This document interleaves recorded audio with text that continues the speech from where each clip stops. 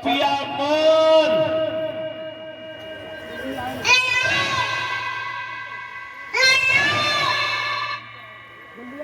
पपिया मोर खगवृत्त तोता बुलबुल अपनी अपनी भाषा में बजा।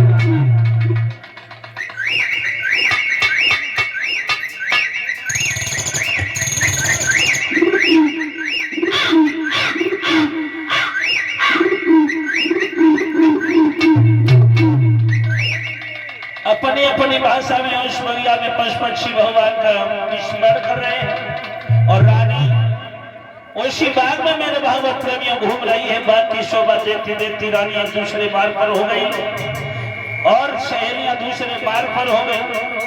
रानी अकेली घने जंगल में पहुंच गई। बड़े बड़े जहरीले जानवर हैं, शेर, चीता, भालू, सियार, बिष्ठपरिया, अजगर, चीते, लकड़बग्गा। मेरे भैया आज बड़े बड़े जहरीले जानवर हैं। जब रानी घने जंगल में अकेली हो गई, सहेलियां एक दूसरे मार्ग पर हो गई। एक मार्ग पर सहेली जाके अकेली हो गई और ऐसे नहीं,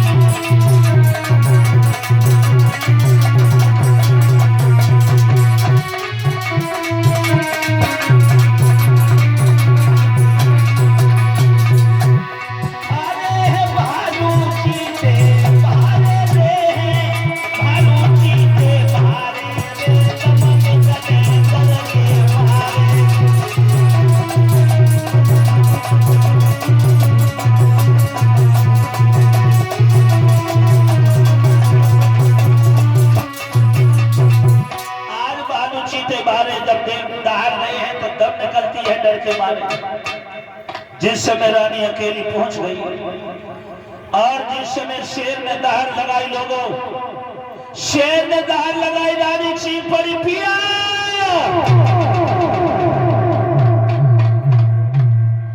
रानी की आवाज इतनी तेज थी जो पूरे जंगल में गूंज गई।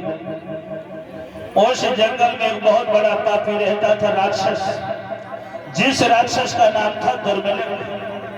दुर्मिलिक नाम का राक्षस बड़ा पापी भयावह था। वो राक्षस बड़ा मायावी था। जब उसने देखा रानी की सुंदरता को तो अपने दिल से मजबूर हो गया। अपनी माया से देखा तो ये तो अग्रसेन की महारानी है, मथुरा नरेश राजा अग्रसेन की रानी है। सोचने लगा इसके साथ में छल करूंगा और इसी समय अपनी माया से उसने रानी पवन रेखा के पति राजा अग्रसेन का रूप बनाकर सामने आ गया। बोला, रानी तुम्हें मैंने अकेला नहीं भेजा था, सहेलियों के साथ भेजा था। और तुम क्यों चिल्ला रही हो, क्यों चीख रही हो, क्यों रो रही हो? बोली, तुम कैसे आई? तुम्हें महलों में छोड़कर आई थी।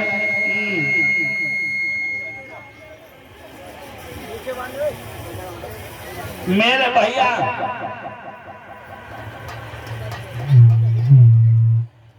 राजा, वो पापी राजा के रूप में कहने लगा, मुझे तुम्हारी बहुत याद आई। मौसम बड़ा मस्त है, तुम्हारी मुझे याद आई। मेरे दिल में तुमसे मिलने की उत्कंठा जागी है। मेरे दिल में इच्छाएं जागृत हुई, मेरी इच्छा पूरी कर दो रानी। रानी कहने लगी, महलों में चलो, हर इच्छा पूरी करेंगे। यहाँ कोई आ जाएगा, क्या सोचेगा, देखेगा? तो कहने लगे, मेरे सामने तुझे देखेगा, सुन।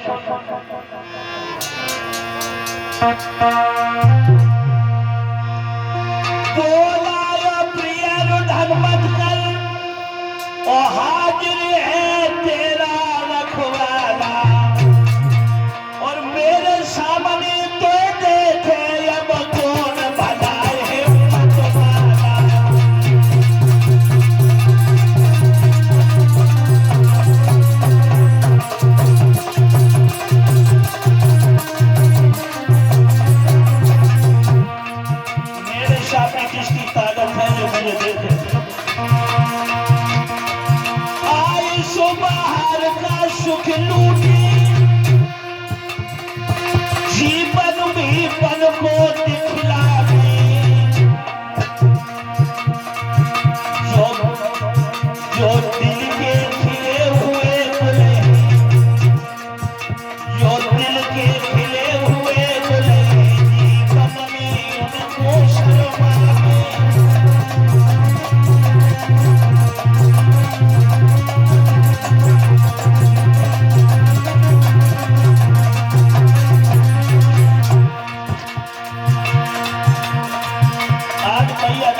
पाई कि जो मेरा पति है कि जो पापी है।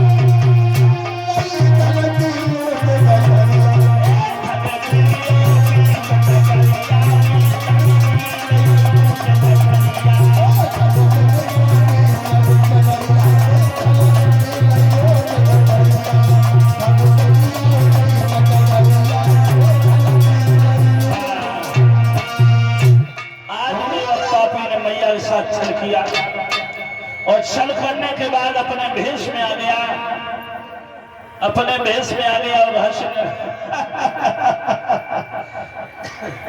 डर गई हो देखकर। मैंने तो तेरी गोदी सुनी की देखी, तेरी गोदी सुनी देखी तो तेरी गोदी हरी भरी करने के लिए आया हूं। और सुन, मेरी अंश से तेरी कोख में ऐसा बालक पैदा होगा, ऐसा सुंदर बालक पैदा होगा जो सारे संसार में अपना राज स्थापित करेगा। लेकिन स्वाधीन सच्चिदानंद भगवान के हाथों मारा जाएगा।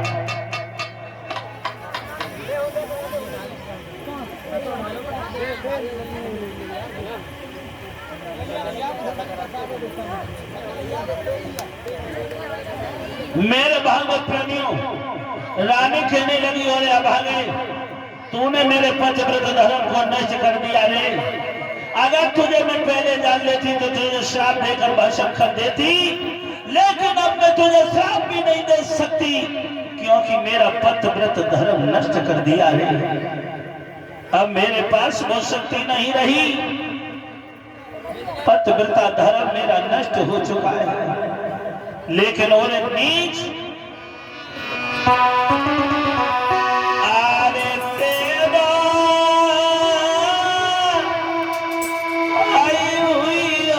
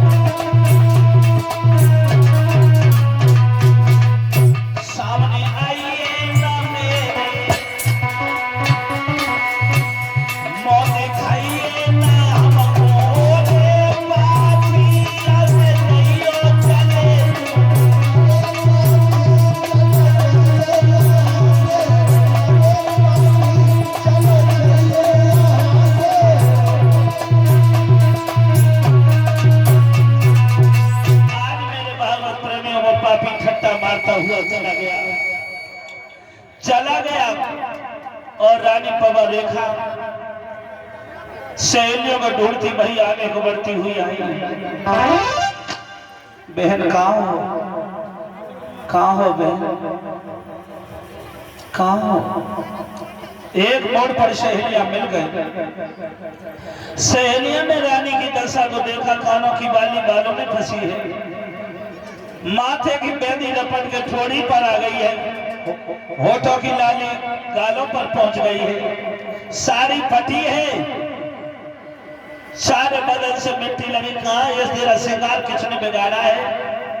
तो हकीकत को छुपा लिया, भाई ये हीरा चुनरिया में बचा था। हकीकत को छुपा लिया और बोली, एक हट्टा कट्टा सा बदल और मेरे थप्पड़ गाल में मार गया और सारा श्रृंगार बिगाड़ गया, साड़ी को दीदी मार गया।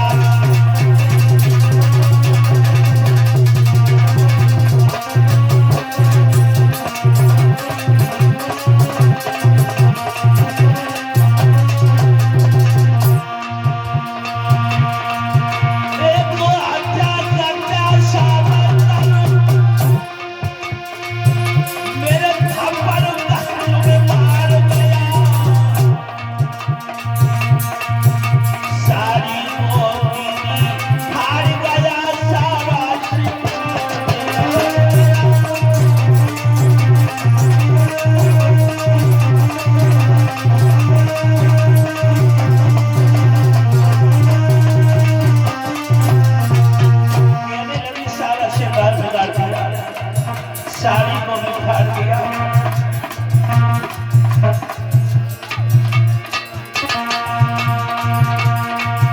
अब जल्दी से महलन में चलिए मेरी बेना, अब जल्दी से महलन में चलिए मेरी बेना, पिया से बोल दूंगी।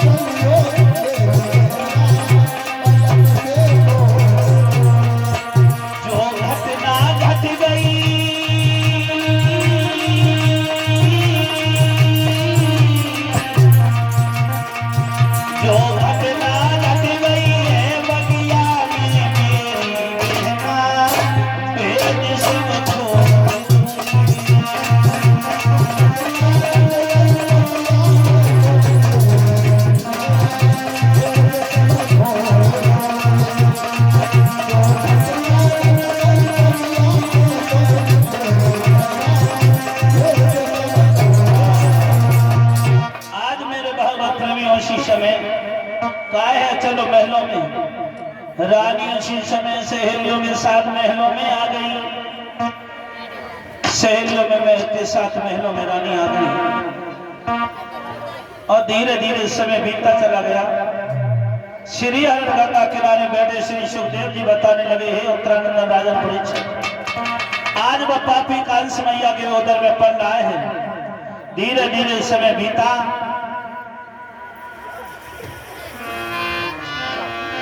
रानी थी गर्भ से सुमिर रही गोविंद, हार सो होगी चले नए कौभंग। मेरे भैया अब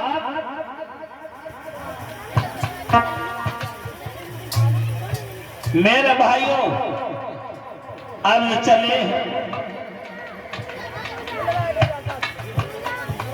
रानी धीरे धीरे जब 9 महीने पूरे हुए गर्भ के, जब 10वां महीना लगा, जब 10वां महीना लगा, आज रानी पवा रेखा के गर्भ से एक बहुत सुंदर बालक का जन्म लेता है।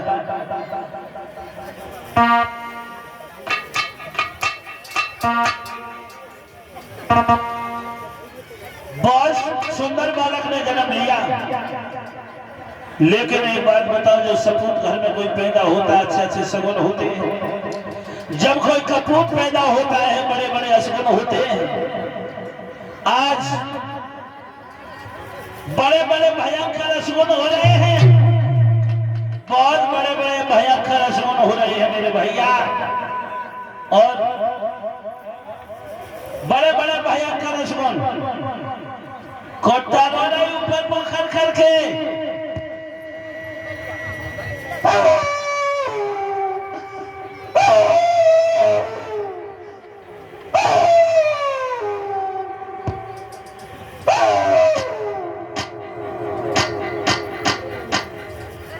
कोट्टे रो रहे एक दूसरे से लड़ रहे हैं।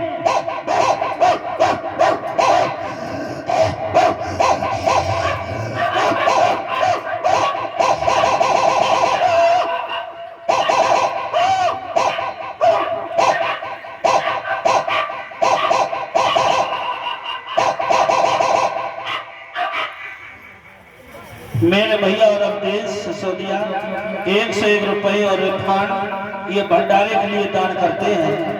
भगवान सदैव धन से भंडार भरे रखे, रक्षा करे, मदद करे। मेरे भागवत प्रेमियों, धीरे धीरे समय बीता। जब वो बेटा पैदा हुआ, बहुत बुरे बुरे असर, छोटे छोटे बच्चे रो रहे हैं।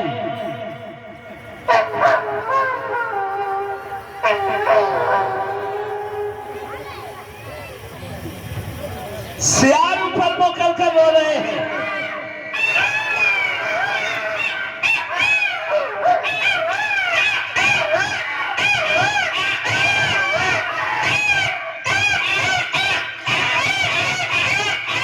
मेरे भागवत प्रेमियों, आज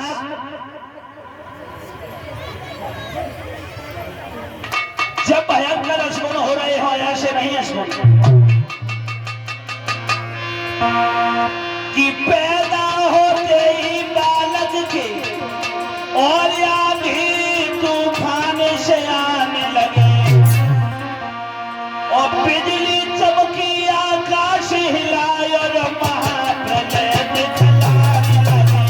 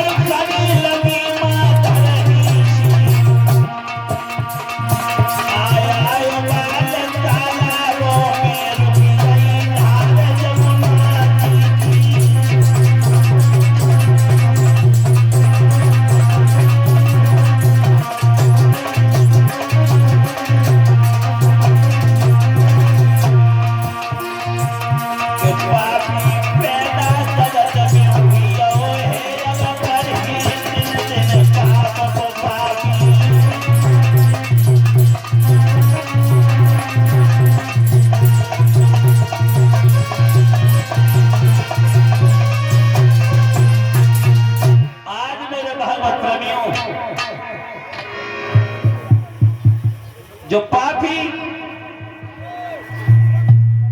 पैदा जब हुआ, वो अग्रसेन की रानी के गर्भ से एक बेटा पैदा हुआ। बड़े बड़े भयंकर असगुन हो रहे हैं। बड़े बड़े प्रधान ब्राह्मण को बुलाकर उस बच्चे का नामकरण करवाया। उस बच्चे का नाम क्या रखा? कंस। कंस कंस कंस नाम रखा। धीरे धीरे कंस सयाना होने लगा। कंस सयाना होने लगा है। अब तो बहुत बड़े बड़े अत्याचार होंगे। जब कंस सयाना होने लगा, जब 10-11 वर्ष का कंस हुआ, तो आज छोटे छोटे बच्चों को बुलाता है, यमुना जी में नहलाने ले जाता है और डुबो डुबो कर उसे मारने, उसका खेल बन गया है, खेल खिलौना बन गया। मेरे भैया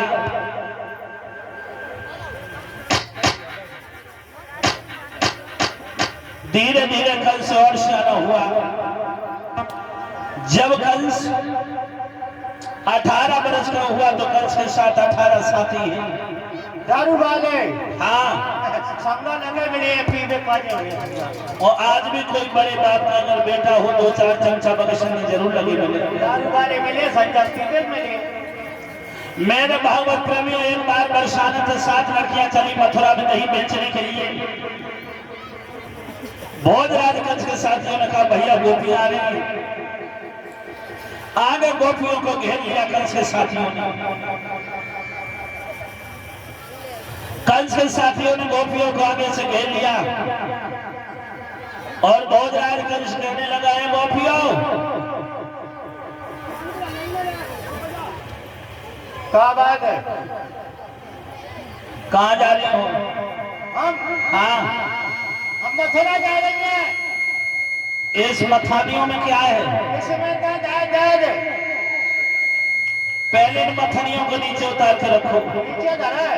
हाँ, लगा हट जाइए ना, बोर्ड टूट जाए। बताओ महाराज, कहाँ से आई हो? हम बरसाने से आए और जो देखा था हमारे घर राजू, वो चक्कर देखो देखो देखो देखो देखो ना तुम्हारे एकदम। हाँ, बरसाने से आई हो? बरसाने से आई हैं। मथुरा जा रही हो?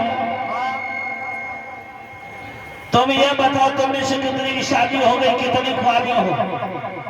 अच्छा ये बताओ महाराज, जरा ने आवाज बढ़ा जाती, हम दोनों बैठे जब आवाज बैठी गई। हेलो महाराज, जब चंदावती की शादी हो गई, जब नई नई आई बेचारी शर्मा ज्यादा है। हजार डुमरिया की या सत्यवती की शादी हो गई, या फिर लॉकडाउन में गई थी महाराज, केवल 5 जने लेना थे जा डुमरिया और खुशी माने चटकी जाती पैर बैठी सजी बजी। और महाराज देखो, अब देखो लज्जावती की शादी हो गई, बैठी बुढ़िया फुकार मरी के नहीं हो गई। और देखो महाराज, अब जा देखो जा सावित्री की शादी हो गई, हाय दैया वही कुंवारी है, हमारी नहीं तुम शादी गई। इनके पिता ने इनकी शादी कहाँ करवाई? कंस बोला इनके पिता ने शादी करवाई गोकुल में। गोकुल में? हाँ, खबर समझाओ। मथुरे के लड़के के मर गए थे जो इनके पिता ने गोकुल में शादी की है। महाराज हमारी गलती ना है, पहले की बिटरियां शर्माती होती, आज कल की ना शर्माती हैं, कह देती हैं पापा वही कर। अच्छा दोबारा की दुखैया की देखो बाप मंडुआ बनो, कौन शादी कराई बताओ, हमारी इनकी क्या गलती है? ऐसी जगह एक आध मथुरा मर जाती, टुकड़ा करवा दे तो कागला खैचाता नहीं होती। देखो बाप मंडुआ, हमारी कोई गलती नहीं है, ना इनकी गलती है। मेरे भागवत प्रेमियों, भोजराज कंस कहने लगा अपने साथियों से, साथियों इन लड़कियों को सजा मिलनी चाहिए, इनके पीछे हाथ करके वृक्षों से बांध दो, इन पर इतने हंटरों की मार लगाओ जो मांस की बोटियां उड़ जाए, खून के पिचन के छूट जाए। अच्छा हाँ, अब यार लो, बिल्कुल तुम आदेश करो, ये आप मोड़ी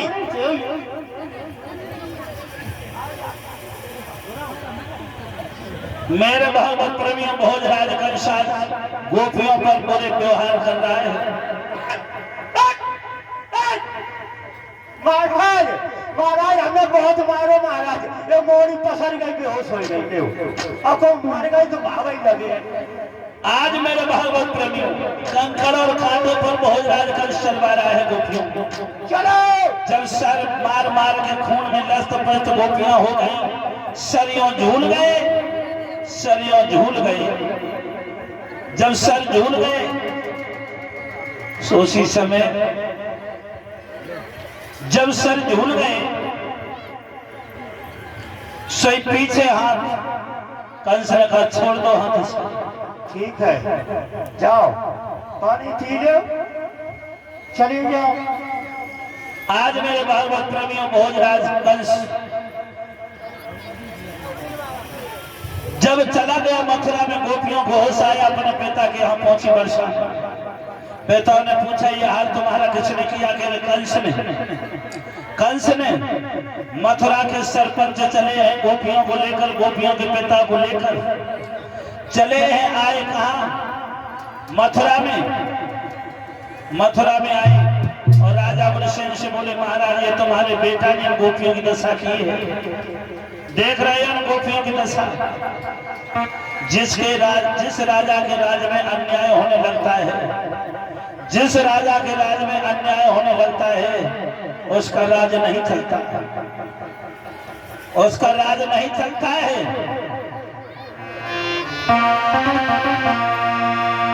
कि राजा को मर जाए,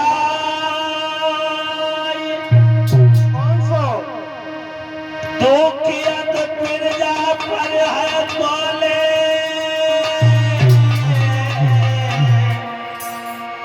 और चुगलखोर बेईमान मरे जो अमरत में विष घोले।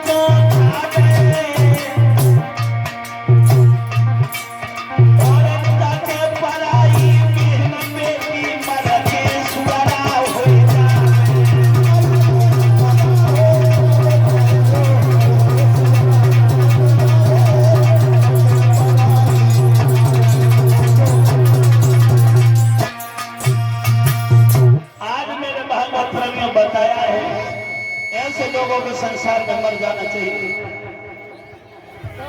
ऐसे लोगों को संसार में मर जाना चाहिए। महाराज ये गोपियां देख रहे हो, तुम्हारे बेटा कंस ने इनकी दुर्दशा की है। राजा वृषण ने उसी समय देर नहीं की, राजा ने उसी समय